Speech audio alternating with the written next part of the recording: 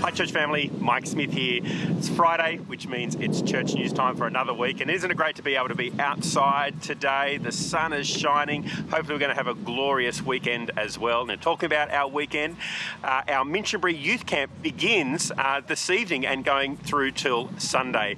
Do pray for our teenagers and our whole youth community that they have a wonderful time down the coast, being in friendship and fellowship together, learning from God's word together. Pray also for the leaders that they'll be gracious and patient and compassionate, that they get some sleep, and that they too have a wonderful time of learning and growing together this weekend. Now, families that have teenagers going along to youth camp, the campers are departing at 5 p.m. from our church site this afternoon and will be returning for pickup at 4 p.m. at the church site on Sunday afternoon. So leaving tonight at 5 and returning at 4 p.m.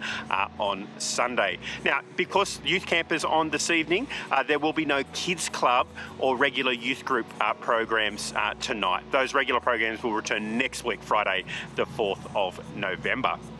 Now, this coming Sunday, we are concluding our short mini-series on the topic of forgiveness. Chris Gray is going to be preaching, and as we've seen over the last 2 weeks, forgiveness is something that we are commanded to do as God's people. It's something that is costly, and we know that. And this Sunday, we're going to see that it ought to be constant as well. It's not something that you can just tick the box once, pat yourself on the back and say, I am a forgiving person. It's something that we are constantly going to be called to do over and over again. Least of all because we live in an imperfect world, and even people within our own church community will hurt us at times and let us down. And if we want relationships to thrive and flourish, we will continually need to have a posture of forgiveness. That doesn't mean it's going to be easy at all, but as we've seen over the last few weeks, if we persevere in it, there is great blessing to be found. So look forward to that this coming Sunday. Now, yesterday I mentioned in our church community of a need to support the Turvy family. Leon works as a pastoral worker with us, particularly at the Mount Druitt Indigenous Church, and you probably heard the news reports that Leon's cousin tragically passed away earlier this week in a violent act on his way home from school. 15-year-old Cassius Turvy. Horrible situation. Please do pray for justice and for healing in that situation. But we also, as a church community, want to rally behind the Turvy family and support them in this incredible time of pain and grief. And we'd love to be able to send them back to WA, to Perth, where they can participate in that whole sorry business within Indigenous culture to grieve well together as a family.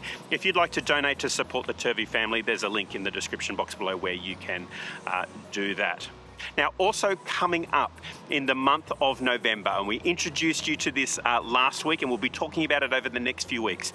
November is recharge season for us as a church. Often we get to this time of the year, we're feeling a bit flat and tired, but we want to be recharged. We want to continue to press on in the mission that Jesus has given for us.